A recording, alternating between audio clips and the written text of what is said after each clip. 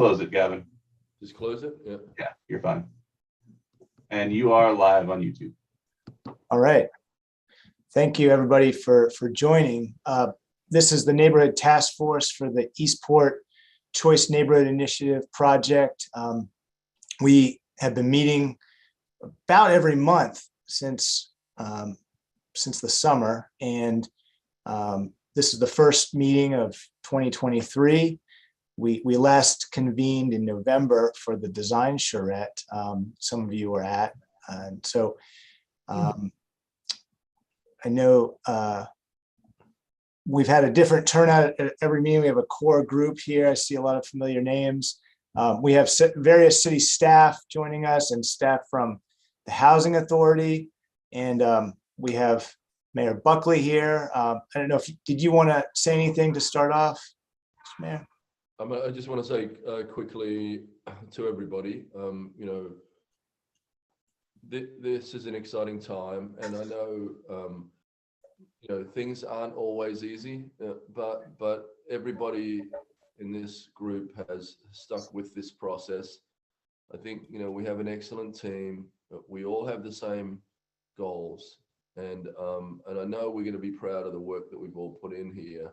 And even when it might seem hard or like we're up against some things, I really think we have to push through, because this project will stand on its own and really will be a model for the country. I believe we have so much to work with. So I just want to thank everybody's efforts to this point, and thank you all for standing firm on it. Thank you. Thank you. I'm glad you could be here, and I do want to acknowledge we have Alderman Gay here as well. In terms of city staff, Captain Miguez from Annapolis Police, Marcus Moore, Director of Transportation, is here. Brian Callahan from the Mayor's Office, Teresa Wellman, my colleague in Planning and Zoning, Chief of Community Development, Janice Ruffin, our Affordable Housing Specialist, Casey Ortiz, Comprehensive Planner. I think I got all the city staff. Just wanted to acknowledge, and we have the other William Rowell. Is he out there? Say that again. William Rowell. Yeah, I don't see William, but maybe he's calling in. He's been here on past meetings, so maybe he'll be joining in a second. Tola's here as well. Tola's here. Okay. Tola from the Mayor's Office is also here. So, and then we have Melissa Max Evans, Executive Director of the Housing Authority, Bridget McLaughlin from the Housing Authority, and our consultant team, Maggie Merrill and Matthew Fitzsimmons. Just for those of you who maybe had not come to a past meeting, or it's been a while. So I guess Lauren Williams also. Oh, thank you. Thank you. And Ray is online. I don't think she's visible, but I think she's listening in. So okay. Yeah, she's called in, so she's here too. And Julie Snyder is also from the consultant team. Okay, so we have a presentation for this evening. We have till 8 p.m. And Eric, yeah, community connectors online too. Oh, thank you. Donna Johnson, and I think she's with someone, but I can't see who they are. Sorry, is that Panther? Yeah, that's Panther. Oh, okay. Thank you for being here. All right, Matthew, are you able to bring up the presentation? I have it as well. Okay. All right. Guess you can go to the next slide. So the basic agenda for tonight, I'm going to start off by talking about the early action activities, which is something that we've been talking about in the past meetings, kind of give an update on those. And then I'm going to hand it over to Matthew, who's going to review what happened at the design charrette, what we learned, some of the major takeaways from that. And then we'll end with, I want to have some discussion of that, of course. because there were a lot of good ideas coming out of that event.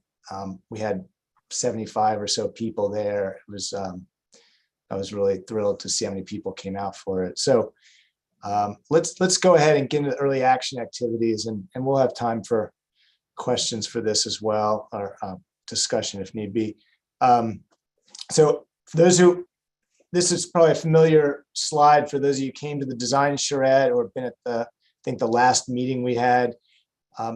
Basically, as part of the Choice Neighborhood Initiative, the Housing and Urban Development Department, who gave us the grant for this planning process, they make $100,000 available for us to use on what they call early action activities. These are sort of quick build improvements to the public realm around our project site that can help to improve the place, as folks on this state task force feel is needed. And so we've been discussing these kinds of ideas for a while now, and we came to some consensus before the new year that this intersection at Present and Madison Streets is an ideal place to do some of this improvement. It's a gateway intersection to the project area and the neighborhood. It's a really basic intersection today that is lacking in a lot of basic streetscape fixtures, and so the many different images on this board kind of highlight the types of things that we talked about. And through the discussion, we came to essentially 3 items that we felt were most doable. They were supported by folks in this group. And I'm just going to kind of walk through those 3 items. You can see they're starred on this slide. So the crosswalk art, sign, neighborhood signs / banners, and then the bus stop enhancement. So if you go to the next slide, Matthew, when we talk about the crosswalks, we're talking about project that could do multiple things. It could certainly help to calm traffic. We know a lot of people kind of come through this intersection fast. It's a bus stop area. It's a place where kids get on a school bus in the morning. There's a lot of pedestrian movement through here. It's not the safest. So these types of art projects on the pavement have been done in lots of cities all over the country. We did one in the upper right here by the Park Place development a few years ago as part of Art Week, I believe. And so there's an opportunity to do that here. And we would be working with an artist team that would collaborate with community members and really make it into a community design process to figure out what it should look like and how it should improve the intersection. So this is one piece. The next piece is bus stop art, or I should say some kind of enhancement to the bus stops. Currently at this intersection, they're just very basic signage. There's no seating, there's no shelter. I don't believe there's a trash receptacle. We're kind of limited in terms of space at the intersection where the sidewalks are. So we're going to have to figure out what's possible. But these are just some examples from other places. The upper left is actually Tacoma Park, Maryland, where they put out these rocking chairs all over, and I believe they're pretty well used. The image of the bus letters is in Baltimore by the Creative Alliance organization, and I'm not sure if we'll be able to do something as cool as that with the money we have, but we're going to try to figure out what's possible. And then the lower left is an example we pulled from Atlanta, where they're looking to do these kinds of similar improvements to multiple bus stops, that include seating and plantings and shade. So these are the kind of things that we're looking at. We'll have to figure out how far we can go with it. Next slide. And then finally, neighborhood signage is something that, this is the way we've come to see it in a lot of other places, these sort of light post mounted banners. It could be in other forms, but these are successful examples from other places. What they say, the message they communicate is wide open, and that's something that we'll want to work with community members on to figure out. And again, working with an artist team that will help to represent the ideas of community participants. So, this kind of feature could sort of give some more context to the neighborhood for people who are driving through, walking through, or biking through that may not be familiar with the area.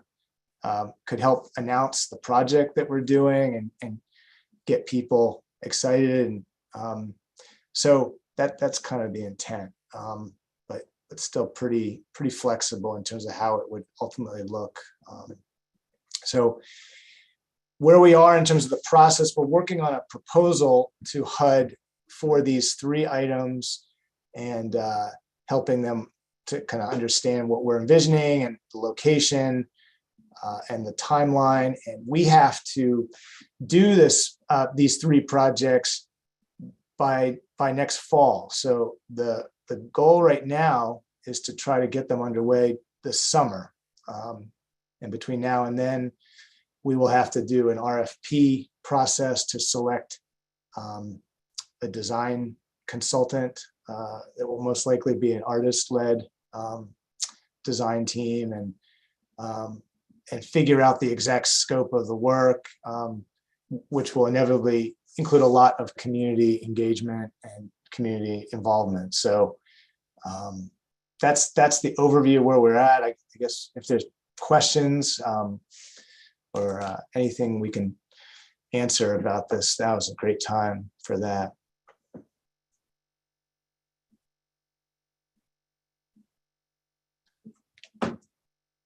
Renata, you're on mute still. You're still on mute.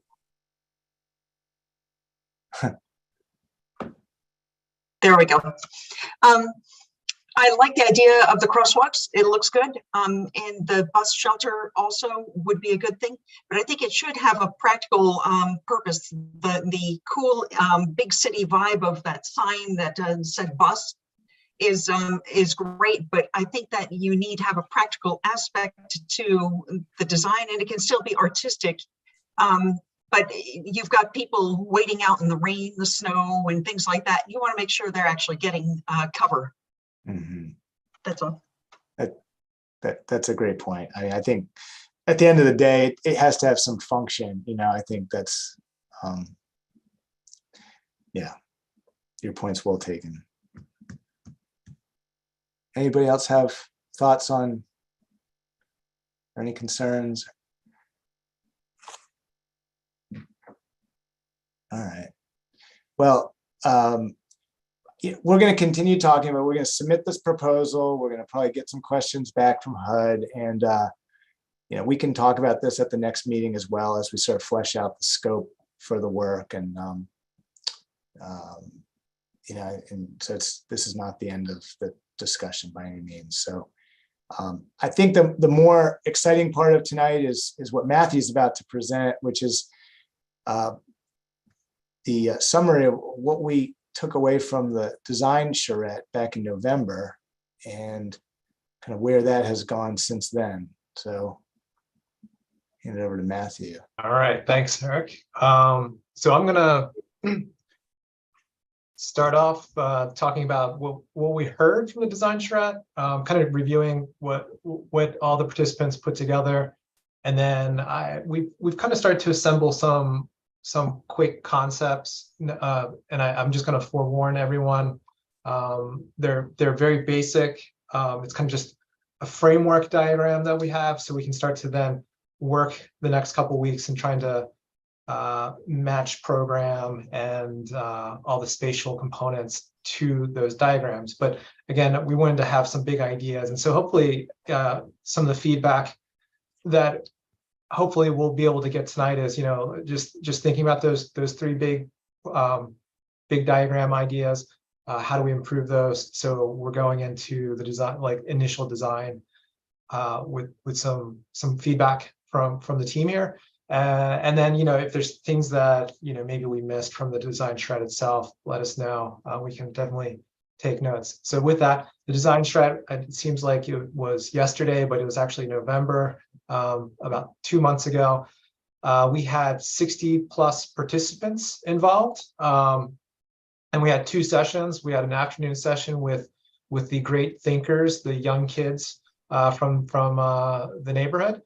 And together from those 2 sessions, we created 6 working diagrams or 6 plans from the design shred. I'm going to walk you through all of those 6 plans. So table 1, and what I'm trying to do is just kind of point out some observations from my perspective. And so with table 1, some of the things that kind of popped out to me was this idea of connecting this kind of open space connection down to Hawkins Cove. In this case, it's kind of coming from the center of the community and leading down. In this case, the diagram here, this is President Street, this is Madison Street. In the view up top, I know they kind of rotate around, but this is President Street. In the foreground, here's Madison Street coming through the site there. Hawkins Cove, in this case, is in the very back of that image. We offered up a lot of mixes of non-residential and residential program to put on the site. In this case, the mixes of uses were located closer to the center of the site, again, along that green corridor down to Hawkins Cove, but there were some elements up at the front of the site along President Street. A comment. Yep. Sorry to interrupt, Matthew. Could you just run through the different blocks for people who weren't there? Yeah, absolutely. So real quick, the yellow blocks are all residential building types, and we had 3 different residential building types, and they range in scale. This little bar here that I'm pointing to is the equivalent of something like a townhouse type of module. And then we had this kind of bar here, which is a slightly bigger. This is kind of like a 3-story multifamily building. And then it transitioned up to the orangier color buildings, which are kind of a 4-story multifamily building. So we kind of gave the participants a range of housing types kind of in the middle of the density scale. So we don't really have high rise, and we don't really have single family.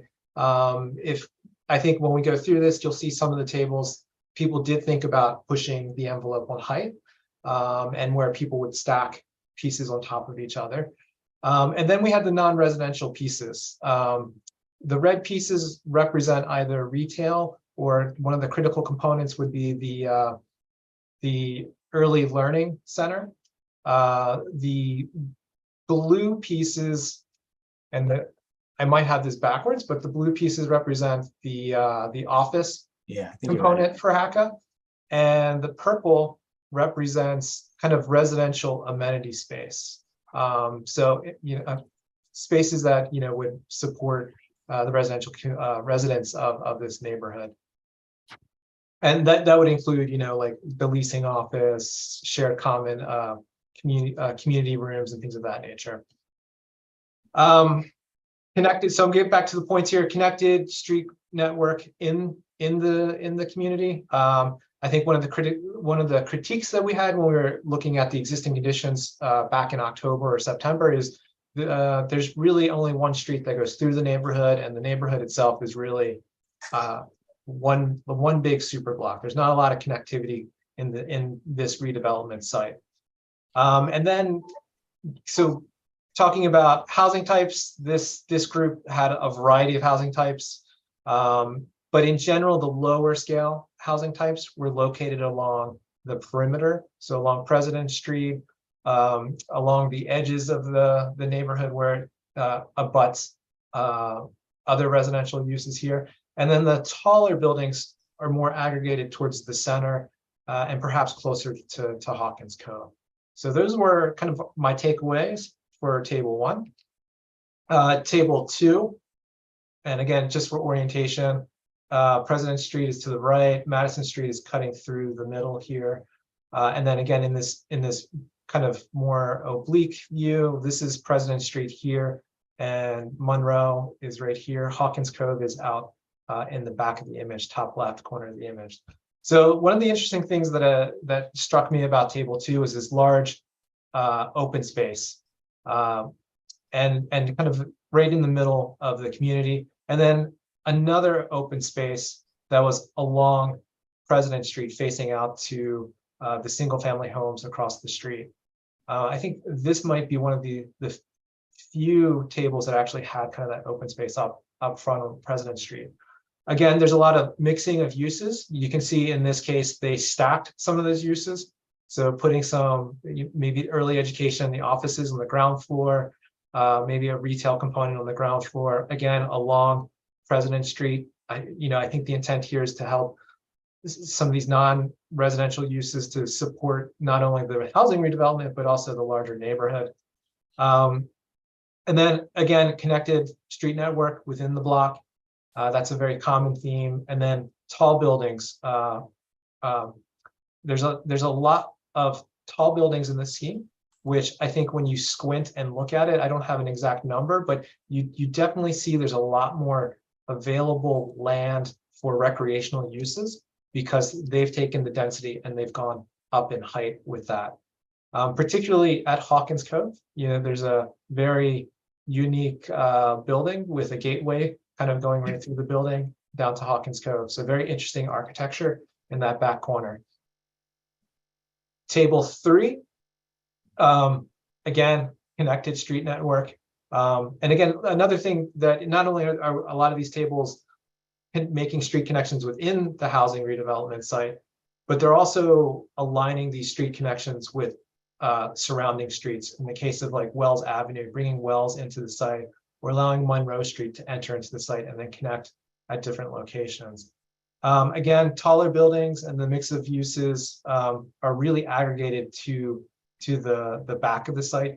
In that case, closer to Hawkins Cove, and you can kind of see that in this oblique view too. So some of these more dense buildings, these taller buildings, kind of located closer to Hawkins Cove, away from President Street. And then in this case, Van Buren Street is a pedestrian connection. So I think in some of the earlier schemes, we saw a street connection coming off of Van Buren. In this case, it's more of a greenway that leads over to Hawkins Cove. Table 4, again, there's this kind of theme of a central open space and pathway connections down to Hawkins Cove. There's definitely, in this case, there's kind of a greenway that kind of goes through the middle of the site too and connects back out to President Street. There's a mix of uses located at kind of the center where Madison and this new street coming off of Wells kind of connect. And then those uses are strategically located over top of some of the open space, the pool and the play fields. Again, connected streets. And then again, taller buildings being located closer to Hawkins Cove. In this case, you can see these tall buildings in this view, much closer to Hawkins Cove. We're at the center of the site. Again, stacking of non-residential uses with the residential uses as well. A very efficient use of the land. And you can see in contrast to the previous one, there's a lot of smaller buildings in this case. And you can see there's probably less open space available for kind of just general open recreation space because there's a much finer grain of small scale buildings and smaller blocks throughout. Table 5, again, there's that connection of streets, both Madison and Monroe coming in, maybe hinting at Park Avenue coming into the site. But what was kind of capturing my attention with this scheme is that the streets are kind of gravitating into the site and towards Hawkins Cove. So instead of Madison Street coming through and then connecting back out towards the water where it typically just kind of cuts through the site, there was an intention of bringing Madison through, almost connecting to Van Buren Drive, and then allowing that street to create frontage to this open space or this expanded Hawkins Cove space. And again, with Park Avenue, that street kind of comes in. And so there's these streets that have views towards the waterfront or views towards Hawkins Cove. And again, taller buildings still, generally located at the center of the site. Here's Madison coming through the site and back towards Hawkins Cove, and keeping the smaller scale buildings kind of at the periphery or along President Street. And then the last group were the young planners. This was the afternoon session. We had a lot of great thinkers, a lot of collaboration on one board. So they really expressed an interest for density, a very pro-density group here, with the thinking that with more units, more housing units, comes more opportunity for amenity space, both at the ground level and in this case, up on the rooftop. They were not shy about thinking about, utilizing every inch of the building for opportunities, pools, recreation facilities up on the rooftop, great views. They have a large central green space that's kind of like at the edge of Madison President, kind of leading into the center of the site. The streets, there's still a bit of connectivity with the streets, maybe a little less so than some of the other diagrams that we've looked at. And then there's just a whole lot of diversity of housing types. A lot of tall buildings of various shapes and sizes. They were very creative, turning blocks on their side. It's a little Manhattan in Eastport here, but a good exercise nonetheless, and a lot of good thinking about where activation should happen. So in conclusion, I felt like there were maybe five themes that were kind of repeated throughout, even though the playing board was different. There's this idea that the existing streets around could extend into the neighborhood and create a more public presence, a more connected presence to the surrounding Eastport community or Eastport neighborhood. Again, once we get into the housing redevelopment site, making sure those streets connect and potentially in a very walkable way.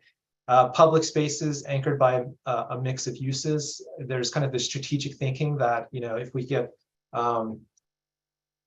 the early education or recreation components or even the office components that are adjacent to the public spaces, we get more eyes and perhaps foster a sense of security and safety in those public spaces. So those public spaces can feel more approachable for everyone, not just the residents of the redevelopment. Again, a variety of housing types. I think that's important to address, particularly with multi-generational housing throughout one's life. They may have different needs, from a 3-bedroom unit that could support a family to empty nesters in a smaller unit, or even young professionals in their career. So creating that variety of housing types so people can stay in place in the neighborhood.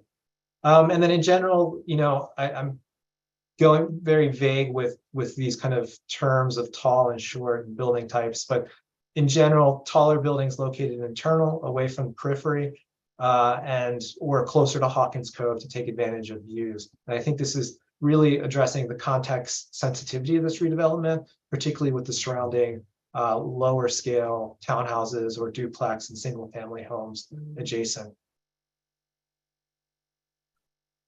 So, we also just kind of thinking through how we might move forward with laying out a housing scheme. We didn't want to forget some of the visioning that we had earlier. There's an idea of one Eastport for everyone, Eastport connectivity, everyone together, access for all. These are some of the themes from the postcards from the future. And I'm kind of latching onto that because I think our housing redevelopment plan should leverage these values. And so after we kind of walk through these three very, very basic framework diagrams, I think, thinking of criteria on how to evaluate, I think we should think of these one Eastport for everyone ideas and really kind of use that as a way to evaluate these ideas or these planned developments. So with that, I'm going to go through 3 concepts here. So concept A, I kind of borrowed some themes from some of the tables, and I'm calling this the the Madison and President plan.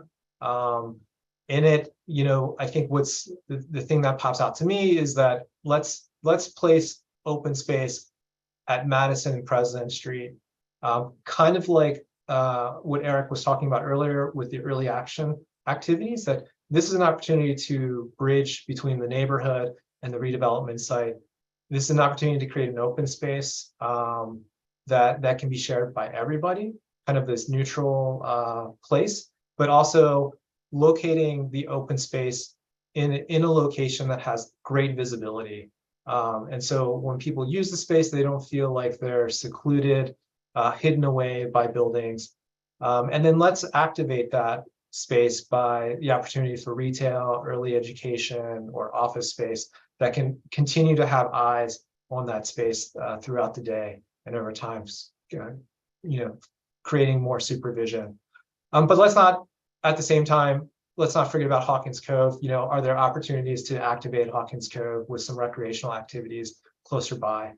Again, in these diagrams, I guess I should take a step back and explain what the labels are. The red asterisks are locations for mixed use or amenity spaces. The orangey color are taller buildings, and the pale yellow are for smaller scale buildings. So again, in keeping with the themes that we've seen on the tables, let's keep our taller buildings closer to the center, and let's transition down in scale as we get to the periphery along President Street or abutting adjacent neighbors to the north or south. And the purple lines are just showing those opportunities to create street networks, blocks within the redevelopment site. So that's concept A. Concept B, I'm calling the Central Park plan.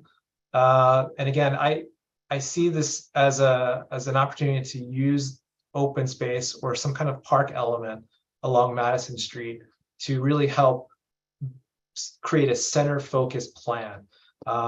Again, placing the open space on a prominent street like Madison Street gives us the ability to create kind of a shared space, a space that's not hidden away, and then ringing that open space with taller buildings to really help allow the concentration of community to be closer to this open space. So using kind of taller multifamily to activate those spaces, add more eyes to the space, but allowing the streetscape to kind of connect through and continue to allow anyone in Eastport to come and use that space as they pass through on their way with their dogs or their kids or just walking about. And again, placing those mixed use opportunities, those amenity space opportunities at that open space to create more activation there. And in this case, the open space, it's not quite truly centered in the site. It's kind of leaning towards Hawkins Cove a little bit, but it's kind of at the bend of Madison Street. So you do have some view shed opportunities along Madison Street to kind of see into that open space from around. And then with that is our last scheme, and I'm calling this the Hawkins Cove expansion. Again, I did like one of the thinking, one of the images of the charrette tables was allowing these streets to kind of terminate on an open space. And so in this model, we've really broken Madison Street. It's not this kind of through street, it's more of a street that comes in, and it has kind of a terminating view on the open space before it turns and deflects back into its alignment there.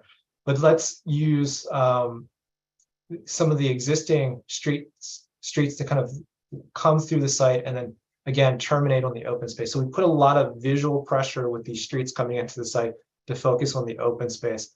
And we put the open space closer to the back, again, anchored by mixes of uses, both perhaps a freestanding structure in the park, but also, mixed use ground floor opportunities where we have a taller multifamily kind of flanking Madison Street at the center of the site. Again, allowing this kind of this energy to kind of flow back to Hawkins Cove. Again, Hawkins Cove has a lot of environmental sensitivities, slopes, not necessarily the floodplain, perhaps wetlands closer to the stream coming through. So allowing this open space to kind of sit at the top of the bluff, creating some usable recreation opportunities that can connect well with kind of the more natural landscape leading down to the waterfront and waterfront access.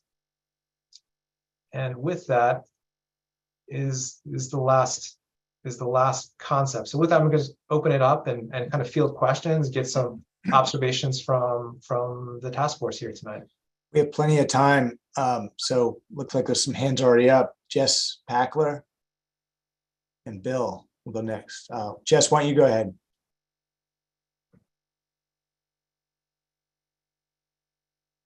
We can't hear you for some of it. You're connecting. Just went to mute, Jessica. Okay.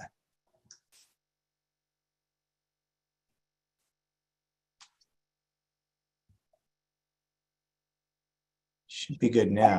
Were you waiting for me? Sorry, my phone went on anyway. So this looks awesome and I love all the different ideas. This idea of the open space leading onto Hawkins Cove, because as I said in previous meetings, one of my concerns is doing anything that will in any way affect the wilderness that is Hawkins Cove, especially after all the work that's been done over the last few years. You know, we finally have beavers in there. We finally have owls in there. We finally have, it's finally, you know, re-becoming itself.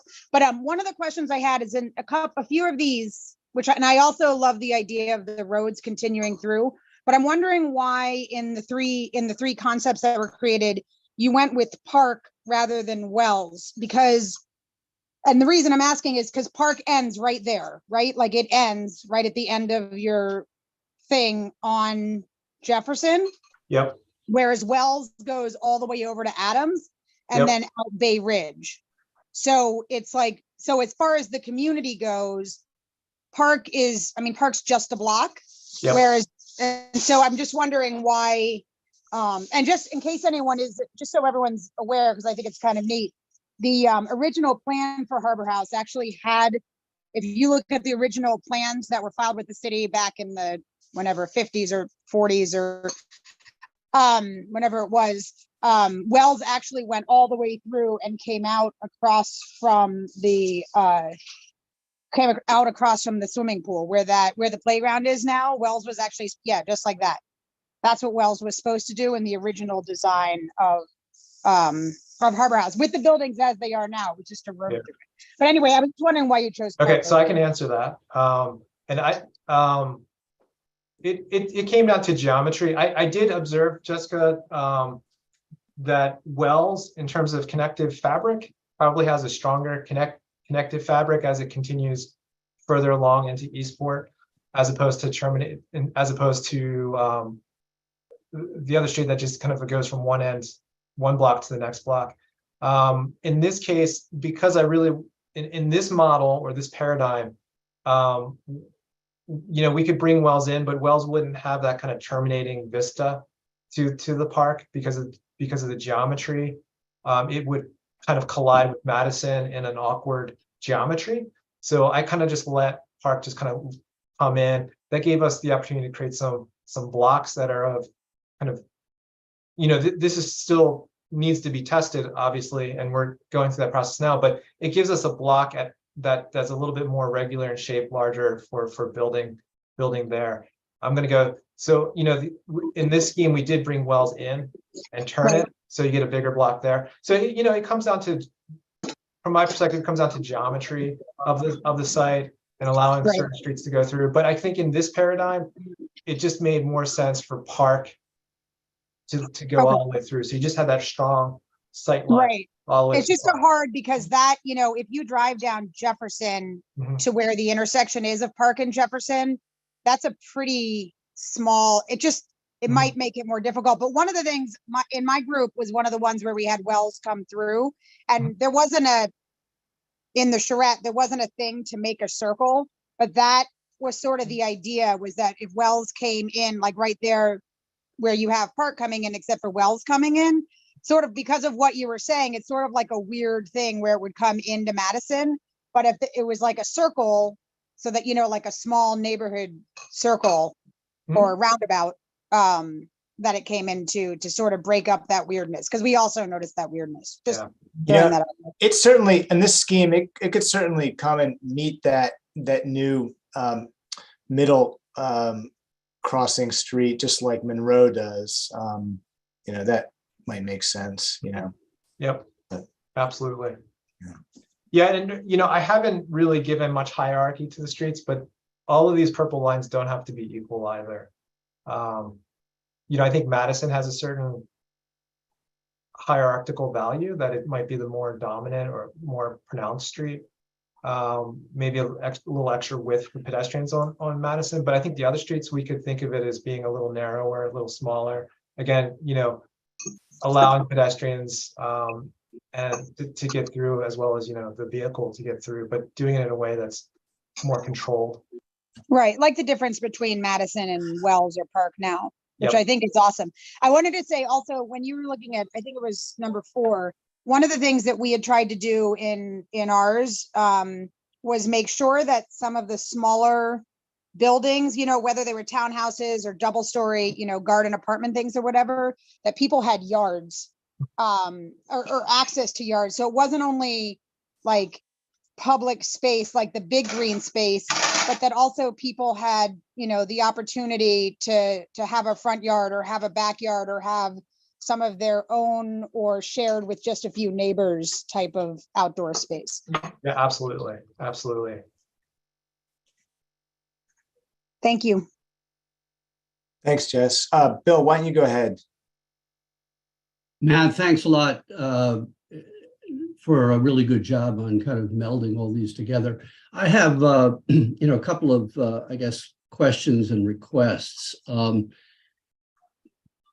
To the degree that you continue to show the first 6 schematics, it would be very helpful to include on that the number of units in each group, 1 through 6, because they're not even. The only number I saw was in group 3 of 680 units.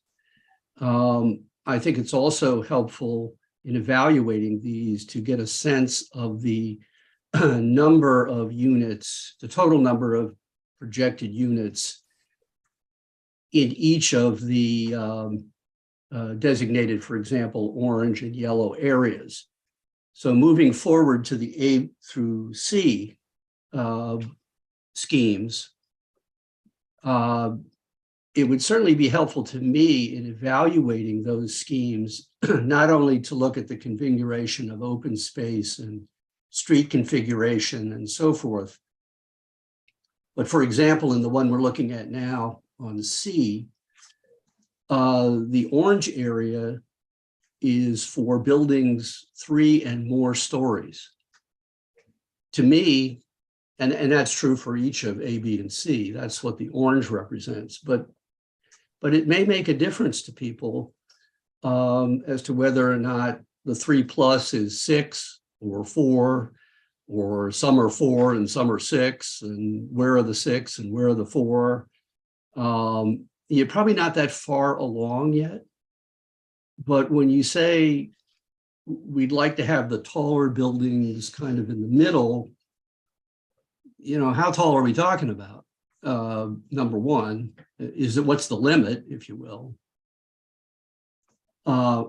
Presuming none of this area is single family home. Are we reading that correctly? This is all the density in this area is going to be either multifamily use of some sort. Yeah, Is that correct?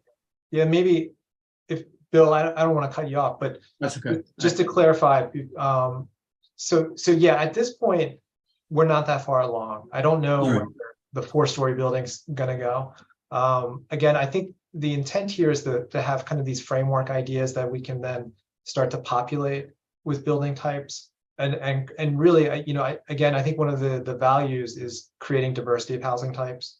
And so with that, it will be a rental community, but I do envision single family attached of some sort being incorporated. So going from potentially a duplex or a townhouse, up to kind of a multifamily building of some scale. Okay. But probably not the only, and I say that, the way and I may have said this at another task force meeting or a housing meeting, or even at one of the shreds, you know, there's a whole spectrum of density. And again, the tools that I gave the charrette attendees was kind of in the middle spectrum of density. I didn't give you pieces that were high rise, and I didn't give you pieces that were single family detached, like, Right. because the land's just, unfortunately, the land's too valuable for a single family detached house when it's owned Right. lot. And I think context sensitivities to high rise is really important too. So trying to get that middle range of some composition. And so when we do come back with concepts, we will be able to speak about where building heights are, and what types of housing are located where, with a little bit more, I should say, I'll take that back, with a lot more specificity to that. And I think you're right, Bill. I think that's a criteria that we should, you know, talk about when we get to that next step. And just the final point, Matt, I think when you show us A, B, and C, the thinking is that A, B, and C are different configurations that would accommodate the same general range number of units. Is that correct? And if so, what? In other words, I don't know, Bill. Quite honestly, I don't know. Like, okay, I know that doesn't sound right, but it, again, I think that what I'm trying to do is lay out some reasonable dimensions that I can work with, my team can work with in terms of putting in buildings, parking. You know, again, I didn't give the design charrette the tools to solve all site conditions, you know, the utilities, Yeah, infrastructure. right. So we have to layer that in. You know, I guess I answered it that I don't know, but at the same time, I think we can achieve a variety of densities with the same concept plan. I think concept C can achieve a low density option and a high density option. It really comes down to how what tools or what housing types we use and how we place them. But we can, so you're not even able at this point to determine a range. I'm not trying to put you on a spot, but you know, we have what, 300 and so many units right now that need to be replaced. We want to expand that. It's going to be expanded. And the question is, yeah, and the question is how much? We don't know, but are we not at a point yet where we can even talk about a range? Well, you know, I think But I'd like to answer yeah, that. go ahead, Melissa. Oh, okay. Yeah, we know that our goal is to have when we rebuild, to have about 715, Okay. around that number of units. Now, how they would be configured, we don't know yet. Right. Whether they will all actually be at this site, we don't know that either. It would depend on if there are other land, there's other land or properties available to partner with us to determine the actual density, but that's the goal. Right. So Right. Thank you. to shoot for, and we're not trying to look to go, you know, above 4 stories. So that's about, you know, where we'd like to stay. We're not committed to that level yet, but that's about the range. So when we say multi-level, that's really what we're talking about. Yeah. Thank you.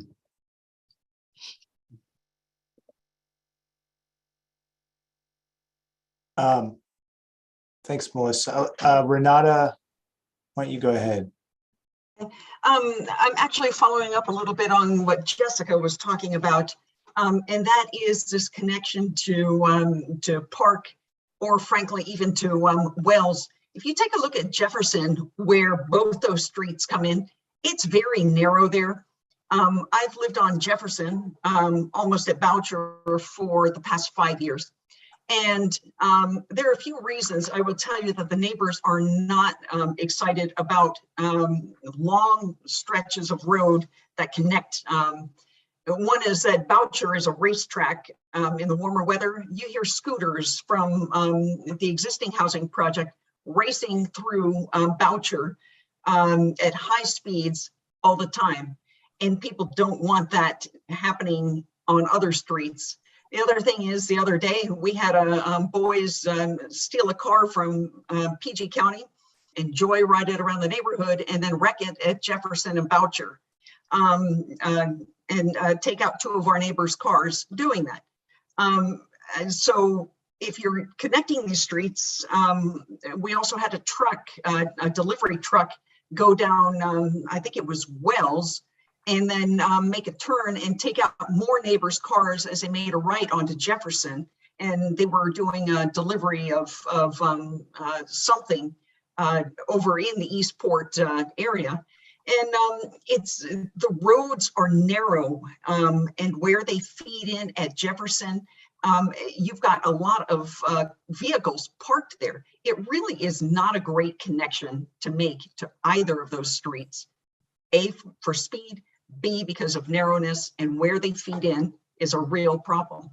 I mean, there are people parking along those stretches, and it's already, you know, in 5 years that I've lived here, I can cite, you know, 3 major problems we've had there on those streets. And when you look at how wide President Street is itself, right at the intersection of Madison, you see a vehicle parked there as wide as that road is. It's constantly hit, clearly, because they have a little man now on one of these orange cutout things that you might see in a school zone with the arm extended, trying to keep people from hitting their car. So when you look at how narrow Jefferson is, and my end is even a little bit wider than the rest of Jefferson. But once you get to Windsor and on, it's narrow. And people, you know, residents are parking along that street. It's just not really a great fix there. I like what you've done with connecting Madison Street. That makes a lot of sense, but not into Wells or Park. Okay. Karen, do you want to go ahead? Yeah, I'm just going to play devil's advocate to that. I live at the intersection of Park and President. We used to have the parking lot for Harbor House used to have its exit catty corner to President rather in line. Right now, like now, the exit is in line with President. So it's similar to if you had a through street there. It's been much safer since they did that. We actually had somebody drive their car into our house when it was catty corner. So I actually think it's safer. And I think the more connections you have, the less you're gonna have problems with people speeding down 1 or 2 streets. So I don't know. I kind of have a different perspective. I will just say, you know, just from a general urban planning perspective, maybe Matthew can comment on this too, but you know, we're trying to disperse the people who are driving through this area, and that's part of the strategy here. I mean, I think one of the challenges right now with, as Matthew described, this one sort of super block that has, excuse me, Madison is really the only street that goes through, and then President is really the only north-south street. I mean, you're funneling all those vehicles onto these 2 streets that, you know, currently aren't really able to deal with them, as we can see on President Street with the sort of dance that you have to do today as a driver. So, you know, kind of distributing that more and with a different circulation pattern is part of the strategy here, I think. But Yeah, and to follow up, you know, I think our goal is really, or I should say my priority, or maybe the planning priority here is really emphasis on the pedestrian and over the vehicle. Annapolis has wonderful narrow streets, but it doesn't have great pedestrian assets to those narrow streets. And I think this is an opportunity to really explore like some great complete street ideas here, where we can get, you know, sacrifice a little bit of asphalt width and you know, really put in sidewalks that work, that don't have telephone poles in the middle, or you know, they're 3.5 feet wide where you can't get a stroller or a wheelchair down. So I think, you know, when we think about these connections, I'm really putting emphasis on the pedestrian and not the car. The car should be second in this planning effort. It's an unfortunate reality that we deal with, but there's a whole smorgasbord of strategies that we can apply to mitigate the car and really emphasize the pedestrian. That's a great point. I want to just comment in a second. I just wanted to say, I think it might be good at the next meeting to revisit some of what we mean by complete streets. You know, we so rarely build new streets in the city. We're often trying to retrofit our older streets, and we don't have enough space to do what kind of a contemporary street should do in terms of providing safe space for pedestrians and cyclists and transit potentially. So I think we have some opportunities here to really do, something that we don't usually have the opportunity to in Annapolis, and it'll be good to see what those options are again, I think. But Jessica, why don't you go ahead and then we'll go to Jane. Yeah, I just wanted to say sort of along the same lines of what Karen has said, and I see your point, Renata, but I also, as someone who's lived on President Street for 24 years, I think that the lack of connectivity between streets is what makes that sort of highway rushway down President, down Madison, and down Boucher.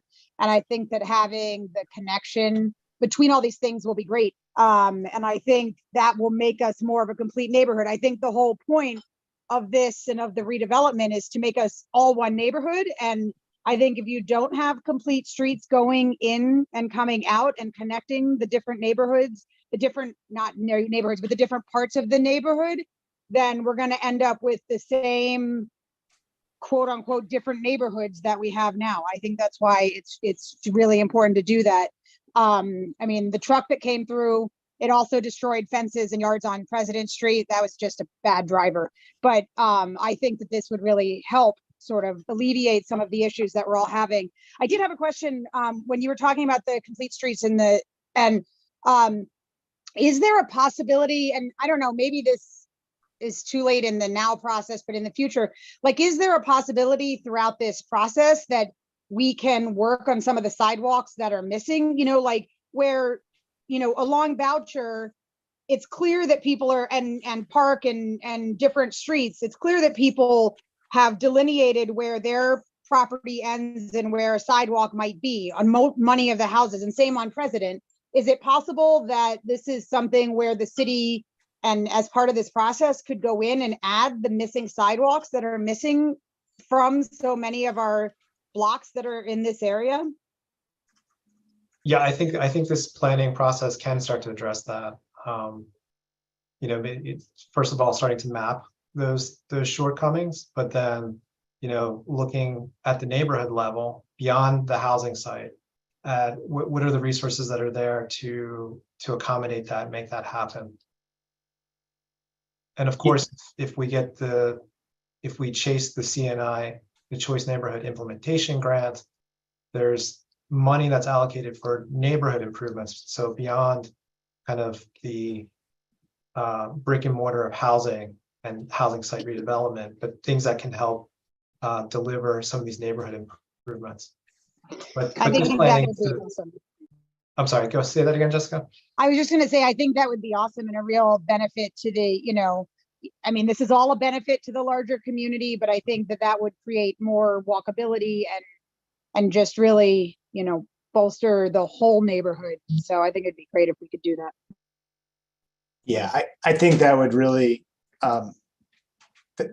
take the intent of this Choice Neighborhood Initiative program to where it's supposed to be. It's like we're really not trying to only put those improvements within the existing footprint of the housing authority property. It's sort of intended to extend beyond. And so I would expect that some, if not all of those missing gaps would become, capital improvement projects just to sort of leverage all this other investment, But Jane, go ahead. Thanks, Eric. I just want to follow up on what you and Matthew were talking about complete streets, because I saw this presentation, the Housing Task Force 2 weeks ago, and it really makes much more sense the second time through. But I'm struck. I really like this concept C, but 2 weeks ago when we talked about this, Matthew made the point that Madison would probably be wider or might be able to be wider. And it strikes me looking at it now, you don't get that boulevard feeling, which might make a lot of sense in terms of connecting the neighborhoods, because if you're driving along President Street and there's this inviting, wide, walkable street down to that open space, I think that's pretty wonderful. But I was, again, just struck that looking at it now, you need to rely on the description to understand that. So I would second your thought about coming round full circle and showing people what streetscapes can do for a neighborhood. Yeah, absolutely. Absolutely. I think the streetscapes are as important as the housing in terms of making this feel a part of Eastport. Right. But and making that Madison a kind of like Yeah, there must be some word for it, what's a primary street, correct. tells Mhm. all the neighborhoods that this is a destination that you're invited to. Yeah, it's kind of like inventing the art of the stroll on Madison, perhaps. Right. Make Right. this the prime. Like in not that we're living in Italy, but a lot of like small Italian cities, the promenade is really important to the Right. afternoon or early evening experience, and it's just a walk. And yet they have this wonderful infrastructure just to walk. And so could Madison be that promenade, that walking experience? But Madison can also be in these days with global warming and challenges that we face with resiliency, could Madison also be a focal greenway that can deliver stormwater management, shade trees, all those things that could really enhance the pedestrian experience as well as improve the water quality downstream at Hawkins Cove. Yeah, I mean, the Madison Street of today is already pretty wide. It just doesn't have a lot of the things that you associate with a great urban street. It doesn't have the tree canopy or the wide sidewalks. It actually has a tree canopy, Eric. It just doesn't have the wide sidewalks. My kids and I love walking down the sidewalks. Oh, really? Okay, maybe I'm off. When we walk down It to is the Hawkins winter. Maybe Cove- I'm not remembering it correctly. Yeah, if you walk, you walk down to Hawkins Cove that way. I always try to encourage people who don't live in this area to, if they're going to Truxton Park, to take that walk, because it's a really nice, I mean, the Madison between President and Bay Ridge has no sidewalks and is crappy, but the Madison between President and Hawkins Cove is lovely. We could the surface parking lots are we could probably trim those back a little bit. Yeah, I know what you're saying. Yeah. Yeah. Renata, want to go? In regard to Madison, why not do what they've done to the end of Forest Drive just before you get to the turn for Quiet Waters? And in parts of it where you don't have to obviously make turns, why not have a divided Madison and have it with trees down the middle and trees on the sides? And that makes it absolutely beautiful with nice sidewalks. And that is a nice gateway. I do love the Boulevard experience. I will say that the challenge with the Boulevard is oftentimes it takes up a lot of space and space that you don't necessarily think about to really support emergency vehicles. This always becomes the bane of designing median streets because once you have a one-way street on one side of the Boulevard, it needs to be extra wide for the fire truck to handle the maneuvering. Whereas without the Boulevard, without the center median, essentially a 20-foot wide street can support the emergency vehicle. And you don't, you kind of end up surprisingly, when you do the math in the cross section, you end up using less hardscape when you don't have a median street. So I would think maybe another strategy of looking at a greenway is really, could we allocate more greenway on the sides of the street and make the asphalt as minimal as possible, and maybe think about what other ways can we brand this thing, this kind of greenway experience or primary street experience very efficiently and make it a world-class street as well. But I do agree with you. A boulevard street is really beautiful, but it comes with some tricky dimensions. Alderman Gay, please go ahead. Thanks, Eric. I appreciate the opportunity to talk, just following along. But as it relates to the street connectivity, I think President Street in the upcoming budget, there will be requests made for the physical infrastructure to help with speed and parking challenges. And I would think additionally, traffic leaving the communities at this point don't present nearly as much of a problem as traffic coming into the communities from all of the gray boxes surrounding that. There are more cars at those single family homes than there are at many of these multifamily communities. And so the traffic issues that we think may come from density might not necessarily be that big of a problem. Yeah. I mean, that's something that's worth acknowledging. You know, with additional density, we have, you know, better chance of having better ways of getting around without a car too. So, I mean, it's, you know, we don't expect everybody to be having their own personal vehicle, but it's not the way it is today. And I think the density, and particularly in the orange, there was mention of concern of anything over 4 stories.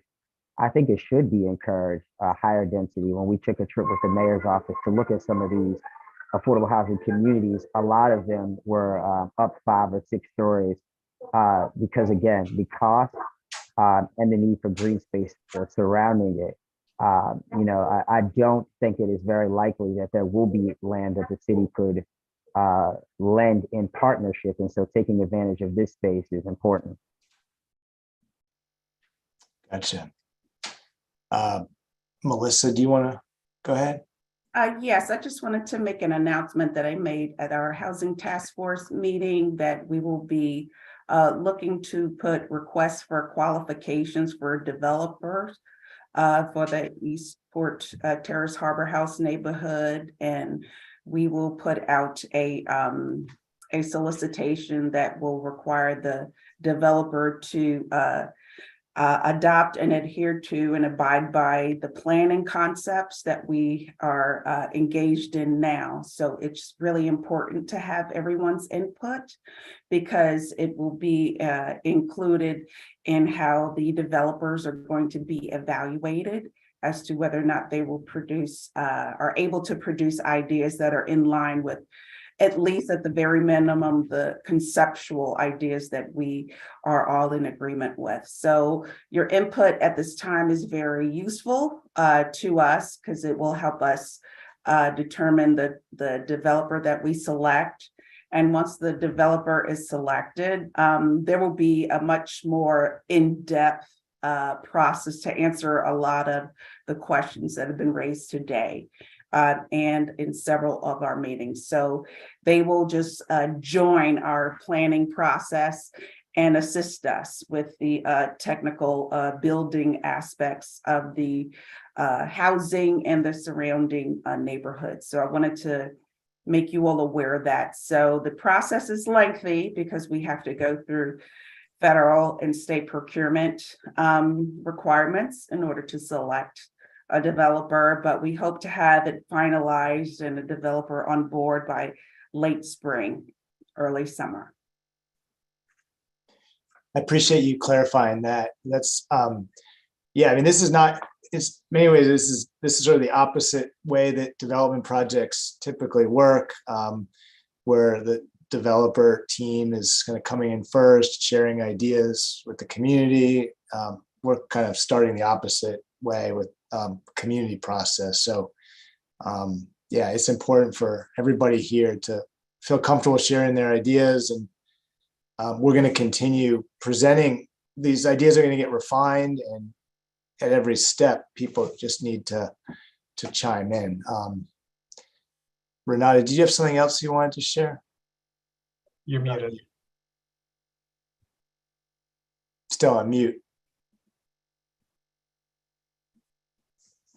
Just following up with what Alderman Gay was saying, all the traffic that comes to President Street, even from within the single family residential area, everybody's got a goal. They're trying to get to Bay Ridge, or they're trying to get all the way out to Tyler Avenue. And that's where your traffic flow is coming. It's pouring in that direction. It really doesn't flow toward the downtown area of Annapolis. So as you think about that and the increased density that we're talking about, what's going to be happening up at Tyler Avenue, because you're going to have a lot more traffic, frankly, trying to get to the Forest Drive corridor. That's where everybody's going. And so, you know, more than anything, you've got to think about why President, Madison, all of those streets are so busy with traffic. It's all of us headed out toward the Forest Drive corridor. Yeah, but I think that's the point, is that in a residential community, you're going to have traffic. People have to get to work. People have to get to services. And without the existing infrastructure provided by the Annapolis Transportation Department to either provide microtransit or to provide mass transit at a level efficient enough so that people don't fear that they'll lose their job, or so that people don't fear that they won't have access to the immediate resources necessary, we're going to have traffic. And so I think in collaboration with this plan, and that's why I'm glad to see the Director of Transportation here, there has to be a discussion about enhancing our transit plan.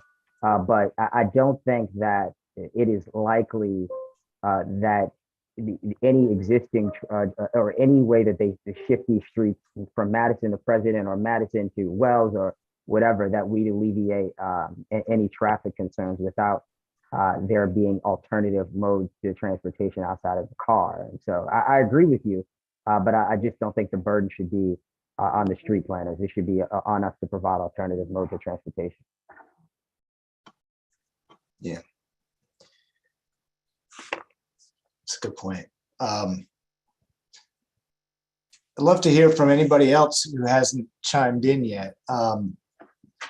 We do have, it's 7:45. We don't have much else to share tonight. I'll talk a little bit about the next meetings, but is there anybody else that has been dying to say something?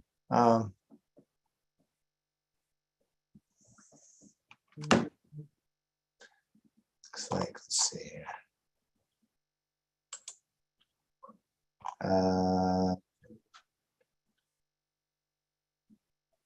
Jane, Mr. Mayor, please go ahead. I just have to get off the line now. I want to thank everybody again for giving this time, but I want to assure you, I just got back from the mayor's conference last year, made some great connections with the Secretary of Housing and that team. I'm continually in contact with our federal partners, Sarbanes, Van Hollen's, Carden. They know the urgency of this project. We were with the National Park Service interior people last week again to talk about Hawkins Cove and funding sources. I'm very encouraged about the eligibility of this project and the waterfront in Hawkins Cove for some big federal dollars. And there is money out there, and this project ticks all the boxes. So I just want to let everyone know that we, as a team and as a city, we're working really hard to make sure that money comes home to Annapolis for this this amazing reimagining of this part of our beloved Eastport. So just want to let you know, we're going to make it happen. Thank you. Thank you for that. It's all true. I mean, we are seeking out every source of funding we can, and there is a lot that sort of aligns with this project. So I did want to acknowledge that our Hawkins Cove project, as we've talked about in past meetings, the Hawkins Cove project is actually separate from this, coordinated with this larger project. We're actually, we've issued an RFP for that project last week, and there's a meeting with potential bidding contractors this week for that. So that's going to be another opportunity for community members to participate. And we'll share more information about that at the next meeting. But the proposals for the scope on Hawkins Cove are not due until the end of February. And it's essentially the park project we've described with the living shoreline and a lot of environmental restoration components built in. So that's something I could probably share at the next meeting as well, just what the exact scope of that project is looking like. And we got federal funding for that as well. So, Jane, I see Mike hasn't spoken tonight, has a hand up. Why don't you go ahead and then I'll go to Jane. Thank you, Eric. I appreciate it. First, tonight it's been a very good presentation. I was not able to join you in November, but this looks good. I just have a question regarding the recent ruling by a judge creating a construction moratorium for city developments. Is that going to impact both the Hawkins Cove project and then this project that we're talking about? No, I mean, well, I'll tell you why I don't foresee that being an obstacle here. Well, first off, city staff and elected officials are working to address that right now. And I don't foresee that being a long-term issue that we're going to be working around. But it will require policy change. So this project is far enough out that, I mean, that we're not going to be building anything here for a few more years. I mean, it's there's still a lot of planning, design work that needs to happen. So the issues that you've been reading about are ones that we're going to be addressing much sooner. And then the Hawkins Cove project, it's a park and natural resource restoration project, so that's not impacted by the issue you're talking about. That just really only impacts new residential projects over a certain number of units. So yeah. Okay, thank you so much. And just one follow-up question regarding the high rises, whether they're 4-story or higher. Maybe it's too early to ask this question, but do you envision that these buildings will include elevators for the residents? Yeah, I think certain buildings will have elevators. I think, again, when we think about multi-generational housing, I think, if we have, when we have elevators in buildings, it really helps address accessible units, Sure. Units for elderly people. And typically the economics are such that, once the building is to 4 stories, they will have an elevator. Excellent. You Thank you so sometimes see them much. in 3 stories, but it's usually rare. Thank you so much. I appreciate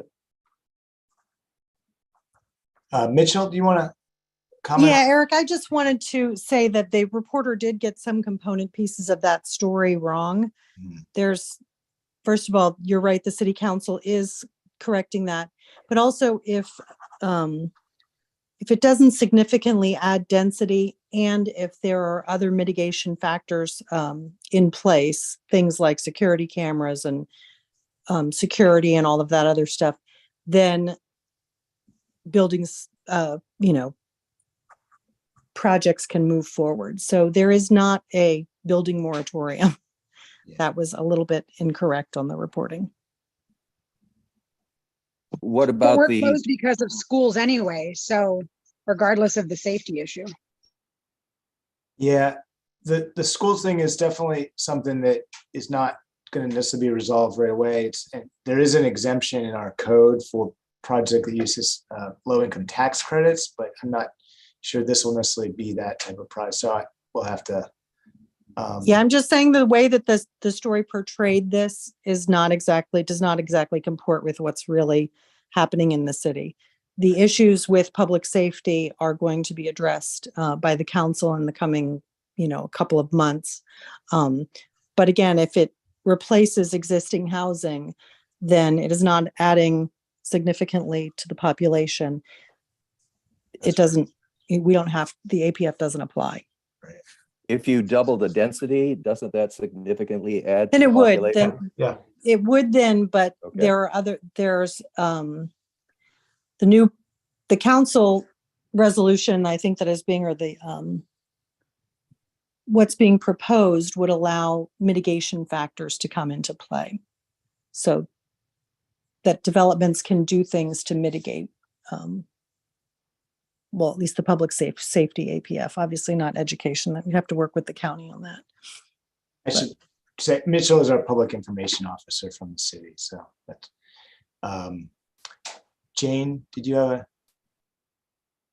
you're on mute. I just wanted to follow up on what Mayor Buckley was saying. These CNI projects across the country are just, so important, and they attract so much interest. And so I'm delighted to hear the city's working on getting additional funding. But I would also say, I hope the city is working with the county and inside the city to try to find more land. And it's not, to me, it's not just the issue that density comes with maybe things people don't want. More density, in my mind, means less flexibility to provide more amenities and more things that create great neighborhoods. So if all the density has to go on President Street, it just seems logical that you're then putting pressure on other aspects of the neighborhood. So if you can move some of the density elsewhere, then both sites have more flexibility for amenities. I'd also like to share that when we redevelop the units, our density also reflects the actual population. So we want to be able to match the people that are actually living in the community. And it may be actually, there's higher density there already. Well, than is technically, in the unit. So when we do the remixing of units, we want to match actual family size. Right. So I wouldn't think of it so much as there's going to be, yes, there will be additional persons and yes, additional families, but there are additional families now. Melissa, I was getting units. Right. So it's accommodating the population we actually serve now, and also adding some additional units. What I was getting at is the design complexity, I guess, of number of units, not so much considerations. Yeah. When I say what comes with density, I'm thinking more like stormwater, traffic, not people. I'm not talking about density of people. I mean, yeah, I understand what you're talking about. I just want to clarify for everyone else, because sometimes when you say density, others additional I will. So I will be more precise. I'm talking about permeable surface density. Yeah, I mean, I think as we see more details come out of this planning process, we kind of add more layers of information. I think what you're going to see, Jane, is an effort to not really shortchange the public realm components. The streets, the park spaces, the spaces between the buildings. We're trying to set a different standard here. So, no, I understand that. I'm just saying it's a matter of physics. You've got limited acreage. And, I'm not talking just about public space. I mean, I work on a nonprofit. I doubt there's funding, but maybe there is for, if you could have a space of program delivery. It included, a lot of nonprofits don't have office space, and it really limits them. We're lucky to have office space, but lots of people have tried to think about how would you have almost an incubator for, say, in communities that want to start grassroots nonprofits. You could do a lot of creative things. That's a great idea. I think we should talk about that more. I mean, I think we're just unfortunately a bit out of time here, and I would like you to bring that back maybe when we at the next meeting. We have just this last slide to share when our next. We're planning another meeting relatively soon, and I think that's partly because we want to just keep moving on this. The clock is ticking and trying to get our transformation plan together. I mentioned in the email when I announced this meeting that we would be joining the housing and neighborhood task forces in the future. That's partly because housing stock, obviously we've been talking about it a lot tonight. It's really integral to these neighborhood planning issues. So the housing task force includes people with a lot of housing expertise, and I think it'll be a good thing for everybody. So that currently is a daytime meeting. I believe it's 3 to 4:30 on the 16th. And we're going to keep it at that. I know I got a couple emails from folks. I think Karen may have sent me an email. But after that, we can, if more people have issues making that, we can look at other times in the future. We'll be continuing to record these meetings and put them online, of course. But I would like folks to be able to make it. So, and then the People Task Force is on the 13th. We're encouraging people to attend these other tasks. The People Task Force is open to anybody as well. So, Eric, can I make a quick plug for the People Task Force meeting? Yeah. So we're starting a series of 3 People Task Force meetings, and each one is going to focus on a specific topic. So if you're interested in all 3, please join all 3, or if you're focused more on one. So this first meeting on February 13th is going to be looking at workforce and wealth building. So we're really looking at income and employment opportunities and how we can improve those outcomes for the existing residents of Eastport Terrace Harbor House. So workforce, wealth building on February 13th. On February 22nd, we'll be looking at health and wellness. And then on March 1st, we'll be looking at education. Sorry, blanked for a second, and education. So all of this is on eastportcni.org. So please go to the website. You can get all the information. But as Eric said, everybody's welcome. Spread the word. Residents, if there are agencies or service providers that in those specific areas, please invite them to join us. Can I just quickly jump in? This is probably something, especially the education task force, that the Annapolis Education Commission should be involved with. And we have a meeting coming up at the end of the February. So that would be before the education meeting. If maybe you could, I would love to have you come and talk about what the plan is, and just, because all of us who are on the Education Commission have a specific focus of focusing on the education of Annapolis cluster residents. Okay. Yeah. Got follow up on that, Jess, because send us the info, please. Yeah, I will. Thanks. All right. Well, that's the meeting for this evening. Thank you to everybody who made it out tonight. Invite somebody to come to the next one. Even if you can make it, just trying to build the group here and make sure we have folks from the community participating. So be in touch if you have any questions between now and February 16th.